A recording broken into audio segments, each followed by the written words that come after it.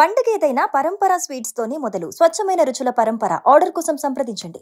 తన పాటతో తన రచనలతో యావత్ తెలంగాణనే ఉద్యమ స్ఫూర్తితో రగిల్చినటువంటి గేయ రచయిత అందశ్రీ గారు ఇవాళ చనిపోయారు. ఆయన ఎన్నో పాటలను తెలంగాణ ఉద్యమంలో ఆయన అందించినటువంటి పాటలన్నీ కూడా మొత్తం తెలంగాణ యావత్ అంతా కూడా ఒక రకంగా కదిలిపోయారు.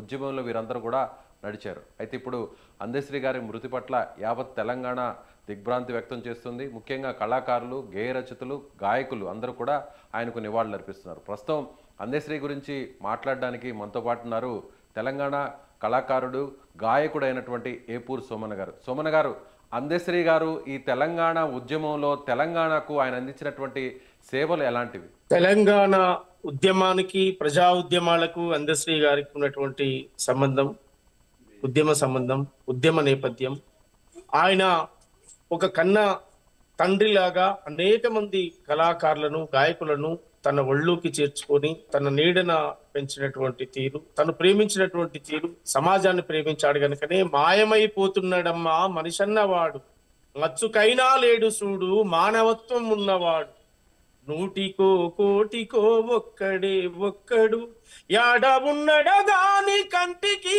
కనరాడు, మాయమైపోతున్నాడమ్మా మనిషన్నవాడు, ఓ మచ్చుకైనా లేడు చూడు మానవత్వము ఉన్నవాడు.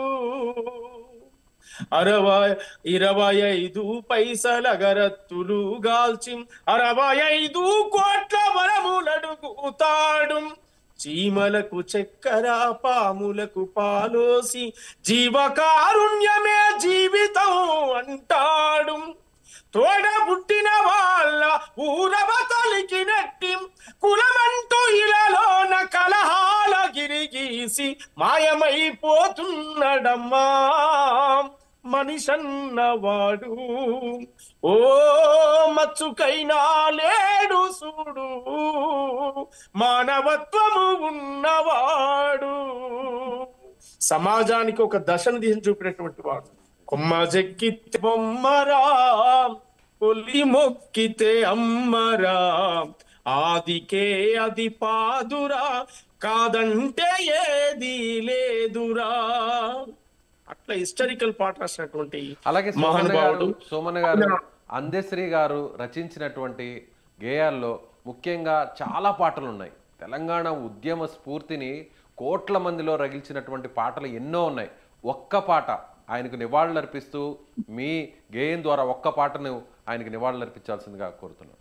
జనజాతరలో మన గీతం జయకేతనమై కదలాలి, జంజా మారుత జన నినాదమై జే గంటలు మోగించాలి, ఒకటే జననం ఒకటే మరణం జీవితమంతా జననే మరణం, కష్ట నష్టాలెన్నెదురైనా కార్యదీక్షలో తెలంగాణ జై బోలో తెలంగాణ, జనగర్జనల జడివాన జై బోలో తెలంగాణ, నిలువెళ్ళ గాయాల వీణా.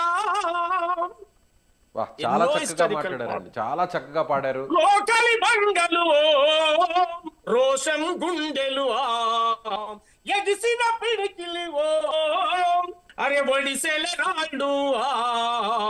అట్లా విద్యార్థి ఉద్యమంలో అనేక మంది బిడ్డలు చనిపోతుంటే తెలంగాణ ఉద్యమంలో చనిపోతున్న బిడ్డలకు ధైర్యం నూరిపోశారు. తెలంగాణ ఈ రైతాంగ సాయుధ పోరాటం నడిపేటువంటి గడ్డ, ఊపిరినటువంటి గడ్డ, సర్వాయి పాపన్న, సమ్మక్క సారక్క, దొడ్డి కొమరయ్య, బాంచన్ని కాల్ముక్త నుండి బందూకులు పుట్టినటువంటి ఈ గడ్డ మీద బిడ్డలు చావద్దని చెప్పి ఆయన జై బోలో తెలంగాణ అని నినదించినటువంటి గొప్ప వాగ్గేయకారుడు అందశ్రీ గారు. ఆయన నిజంగా మాకు ఒక తండ్రి సమానుడు. నన్ను 25 సంవత్సరాల క్రితం యాదగిరి గుట్ట అటువంటి కార్యక్రమంలో తెలంగాణ ధూమ్ధాం నిర్వహిస్తే అక్కడ చూశాడు. మొట్టమొదటిగా నేను అక్కడ చూశాను వారిని. అక్కడ చూసినప్పుడు వారు నాతో మాట్లాడినటువంటిది, నన్ను చూడగానే నేను ఆ రోజు వేదిక మీద గోసి గుంగడేసి దగాపడ్డ నా తెలంగాణము గుండె సప్పుడినుడో మాయన్నల్లారం అని నేను ఆడుతుంటే పాడుతుంటే నన్ను చూసి దగ్గర తీశాడు. నీలో మరో గద్దర్ కనిపిస్తున్నాడు అని చెప్పాడు. ఈ సమాజానికి నీ గొంతు అవసరం, నువ్వు అవసరం అని చెప్పాడు. ఈ తరానికి అవసరం అని చెప్పాడు. ఆ రోజు నుంచి నిన్నటి వరకు మొన్నటి వరకు కూడా దాదాపు వారు నాకు నిప్పులవాగానే పుస్తకం ఇచ్చి ఏడాది కాలం అయింది.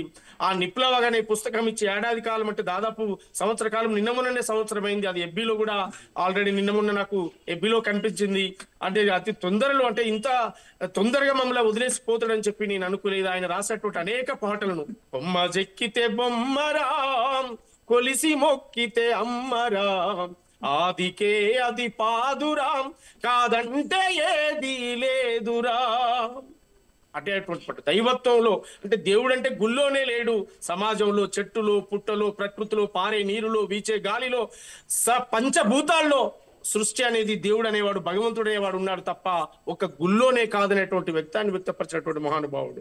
పల్లె నీకు వందనాలమ్మో నను గన్నా పల్లె, తల్లి నీకు వందనాలమ్మో, నాకు ఆట నేర్పి పాట నేర్పి బతుకు బాట చూపినందుకు, పల్లె నీకు వందనాలమ్మో.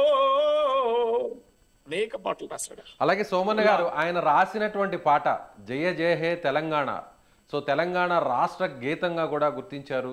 సో ఆ పాటను ఒక్కసారిగా. జయ జయ హే తెలంగాణం జననీ జయ కేతనం, ముకోటి గొంతుకలు ఒక్కటైన చేతనం, తరతరాల చరిత గల తల్లి నీరాజనం, 10 జిల్లల నీ పిల్లలు ప్రణమిల్లిన శుభ తరుణం. జై తెలంగాణ, జై జై తెలంగాణ. ఇది కోట్లాది మంది బిడ్డలు వాడుకునేటువంటి పాట. ఇవాళ రాష్ట్ర ప్రభుత్వం, ప్రజాప్రభుత్వం, రేవంత్ అన్న ప్రభుత్వం గుర్తించి ఆ పాటను జాతీయ గీతంగా గుర్తించినటువంటి రోజు, ఆయన గుండెలో ఉన్నటువంటి, ఆయన గుండెలో గూడు కట్టుకున్నటువంటి ఒక భావోద్వేగమైనటువంటి వాతావరణాన్ని మేము ఆ రోజు ఇక్కడ పేరేడ్ గ్రౌండ్ లో జరిగినటువంటి కార్యక్రమంలో కూడా చూసాము. మేము ప్రతి విషయంలో మాతో పంచుకునేటువంటి వాడు, ఒక తండ్రి సమానులాగా గద్దరన్న తర్వాత అంత బాధ్యతగా ఏ కష్టం వచ్చినా, ఏ నష్టం వచ్చినా, ఏ సమస్య ఉన్నా బిడ్డ మీరు ధైర్యంగా ఉండాలని చెప్పినటువంటి వాడు. మేము రాసే ప్రతి లైన్ చదివినటువంటి వాడు. నేను రాసిన అనేక పాటలకు ఆయన మార్క్ ఇచ్చాడు.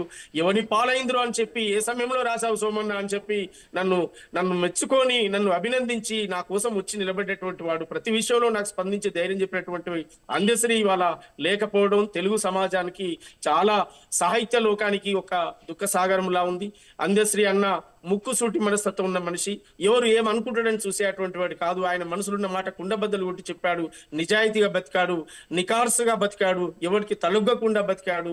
సిన్సియర్ ఒక గొప్ప, ఈ తరము గర్వించదగ్గటి ప్రజా భాగ్యకారుడు. మరి అందశ్రీ అన్నకు వినమ్రంగా నేను జోహర్లు అర్పిస్తూ, ఆయన లేడు అనేటువంటి ఈ వార్త నేను జీర్ణించుకోలేకపోతా ఉన్నాను. ఇవాళ పెద్ద ఎత్తున మరి ఆయన అంతిమయాత్రలో పాల్గొనని చెప్పి కవులు, కళాకారులు, ఉద్యమకారులందరూ కూడా మేము పిలుపునిస్తూ, ఆయన ఆశయాలను ఆయన తీసుకురాలేము, కానీ ఆయన ఆశయాల సాధన కోసం మేము పనిచేస్తామనేటువంటి విషయాన్ని పూర్తి చేస్తాం. చివరిసారిగా సోమన్ గారు, మీరు ఎప్పుడు అందశ్రీ గారిని కలవడం జరిగింది? అప్పుడు ఏమన్నా అనారోగ్యంగా ఏమన్నా కనిపించారా? లేదు, ఎప్పుడు తను యాక్టివ్ గా ఉండేవాడు. ఏ రోజు ఆయన అనారోగ్యంతో లేడు. ఆయన ఏ రోజు ఆయన ముఖంలో అలసట గాని, ఆయన ముఖంలో దుఃఖంగాని మేము చూడలేదు. ధైర్యంతో నిలబడేవాడు, నిఖార్సుగా నిలబడేవాడు. మనిషి నడిచినా, ఆయన మాట్లాడే పాట తీరెట్లా ఉండనో, ఆయన ముఖంలో కనిపించే భావ కదలికలు, ఆయన బాడీ లాంగ్వేజ్ తీరు, ఆయన ఉండే విధానం కూడా అలానే కనిపించేది. గర్వంగా తల ఎత్తుకొని బతకాలి బిడ్డ మనము అని చెప్పే అటువంటి వాడు. అందువల్ల ఎప్పుడు కూడా మేము అట్లా అనారోగ్యంతో ఉన్నాడు అనేటువంటి వార్త మేము వినలేదు, చూడలేదు. ఎప్పుడు యాక్టివ్గా తిరిగేవాడు, చాలా అద్భుతంగా ఉండేటువంటి వాడు, ఎనర్జీగా కనపడేవాడు మనిషి, ఎప్పుడు కూడా పులిలాగా కనపడేవాడు. సో ఆయన కుటుంబ నేపథ్యం గురించి ఏమన్నా చెప్పగలరా? కుటుంబ నేపథ్యం మాకు తెలిసి, ఆయన చిన్నప్పుడు చాలా కష్టాలు పడ్డాడు, చాలా బాధలు పడ్డాడు. ఆయన జీవితం ఒక పూట జీతం, ఒక పూట తిండి, ఒక పూట పశుపతికేటువంటి జీవితం. మాతో చాలా కుటుంబ విషయాలు, ఆయన చిన్ననాటి సమస్యలన్నీ షేర్ చేసుకున్నాడు. ఆయన తాపి మేస్త్రిగా మొదలయ్యాడు, ఫస్ట్ జీతగాడిగా మొదలయ్యాడు, పశువుల కాశాడు, జీతం ఉన్నాడు. ఆ తర్వాత తాపి మేస్త్రిగా మొదలయ్యాడు. ఆ తర్వాత తాపి మేస్త్రిగా వండుకుంటూనే, రిక్షా దొక్కుతూ తాపి మేస్త్రిగా వండుకుంటూనే పాటలు రాస్తూ సాహిత్య లోకంలోకి వచ్చాడు. ఈ సాహిత్య ప్రపంచంలోకి వచ్చిన తర్వాత కొంతమంది తనను దత్తత తీసుకురు అనేటువంటి విషయాన్ని కూడా మాకు చెప్పాడు. వారే పెంచారు, వారి ఆధీనంలో నేను పెరిగాను బిడ్డ అని చెప్పాడు. చాలా విషయాలు మాతో షేర్ చేసుకున్నాడు. ఆయనకు అనేక అవార్డులు కాకతీయ యూనివర్సిటీ లాంటి యూనివర్సిటీలు డాక్టరేట్ అవార్డు ఇచ్చినటువంటి పరిస్థితి ఉంది. జానకమ్మ పురస్కారం ఇచ్చినటువంటి పరిస్థితి ఉంది. తర్వాత నంది అవార్డు కూడా వచ్చినటువంటి సందర్భం ఉంది. సినిమాలకు, అనేక సినిమాలకు ఆయన పాటలు రాశాడు, కథ స్టోరీలు రాశాడు. రాసినటువంటి ఇంకా అనేక పాటలు, చాలా సమాజాన్ని ప్రభావితం చేయగలిగేటువంటి పాటలు, చాలా పాటలు ఉన్నాయి. ఇలా ఆయన లేడు అనేటువంటి వార్త మేము సోమన్ గారు మీరు కూడా కంటతడి పెడుతున్నారు. మీతో ఆయనకు ఉన్నటువంటి అనుబంధం మర్చిపోలేనిది. సో జీవితంలో మీరు మర్చిపోలేనటువంటి ఆయన మీకు చెప్పినటువంటి మంచి మాటలు, సో ఇప్పటికి కూడా నా జీవితానికి చాలా ఉపయోగపడ్డాయి. ఒక గాయకుడిగా నేను ఈ స్థాయిలో ఉన్నానంటే అందశ్రీ గారు నాకు అందించినటువంటి సహకారం, తోడ్పాటు అని ఖచ్చితంగా చెప్పగలరా? 100% చెప్పగలను. నా లైఫ్ లో నేను అత్యంత ప్రేరణగా ఇష్టపడేటువంటి గద్దరన్న ఆయన చెప్పిన మాటలు నేను జీవితంలో మర్చిపోలేను. అందశ్రీ గారు చెప్పినటువంటి మాటలు కరెక్ట్ గా ఏడాది కాలం ఆయన చెప్పినటువంటి ఏ మాటలను కూడా నేను మర్చిపోలేదు. ధైర్యంతో బతకాలి బిడ్డ అని చెప్పాడు. ఎక్కడ గుండె జారిపోవద్దు బిడ్డ అని చెప్పాడు. చాలా విషయాలు ఆయన మాతో షేర్ చేసుకున్నాడు. ఆయన మాట ఇంకా మరొక 20 ఏళ్ళు, మరొక 30 ఏళ్ళు ఆరోగ్యంగా ఉంటే ఈ సమాజం కోసం ఖచ్చితంగా ఆయన చూపిన బాటలు సమాజం కోసం పనిచేయడానికి మాకు ఎంతో స్ఫూర్తినిస్తాయి, ఎంతో దోహదపడతాయి, ఎంతో మరింత ముందుకు ఉత్సాహంగా పోయేటట్టుగా మేము రాసే ప్రతి పదాలను వారు లక్షా డప్పులు వేలా గొంతులు వెయ్యర దండోరాన్ని నేను 4 లైన్లు రాస్తే ఎట్లా రాసినవయ్యా ఇది అని చెప్పి అడిగినటువంటి వాడు. ఫోన్ చేస్తే 2 గంటలు ఫోన్ మాట్లాడేవాడు. 2 అవర్స్ దాకా ఫోన్ కట్ కాకపోయేది. 2 గంటల సేపు అనేక విషయాలు, ఆయన జీవిత అనుభవాలు, అనేక సమస్యలను ప్రతిదాన్ని అడిగేది. ఎక్కడ ఉంటున్నావు, ఏడ తింటావు, ఎలా ఉంటావు, నీ లైఫ్ స్టైల్ ఏంది, నువ్వేంటి, ప్రతి ఒక్క విషయాన్ని అడిగేటోడు. ఏది ముఖమాట పడకుండా అడిగి యోగక్షేమాలు తెలుసుకొని ఏదేమైనా నువ్వు మనగాడివి, నువ్వు ధైర్యవంతుడు అని చెప్పినటువంటి వాడు. నన్ను అనేక సందర్భాల్లో ప్రోత్సహించినటువంటి మహానుభావుడు. ఆయన ఎక్కడ కూడా నన్ను నిరుత్సాహపరచలే, ఎక్కడ నన్ను డిస్కరేజ్ చేయలే. ప్రతి విషయంలో నా వెన్నుదట్టి ఉన్నాడు. ఈ తరం మీది, ఈ తరం నడవాలని చెప్పి నాకు బోధించాడు. రైట్ అండి, థ్యాంక్ యూ, ధన్యవాదాలు సోమన్ గారు. సో ఇది తెలంగాణ గేయ రచయిత, తెలంగాణ ఉద్యమ స్ఫూర్తిని ప్రతి ఒక్కరిలో రగిల్చినటువంటి తెలంగాణ గేయ రచయిత అందశ్రీ గారు మృతి పట్ల యావత్ తెలంగాణ ఇప్పుడు సో ఒక రకంగా దిగ్భ్రాంతికి గురైంది. ముఖ్యంగా కళాకారులు, యువ గాయకులను కూడా ఆయన ఎంతో ప్రోత్సహించారు. సామాన్య కుటుంబం నుంచి వచ్చినటువంటి అందశ్రీ ఇవాళ తెలంగాణ అధికారిక గేయాన్ని రాసే స్థాయికి ఆయన ఎదిగారంటే తెలంగాణ సాహిత్యం పట్ల, తెలంగాణ కళాకారుల పట్ల ఆయనకున్నటువంటి అంకిత భావం అని సోమన్న గారు చెప్తున్నారు. Thank you so much.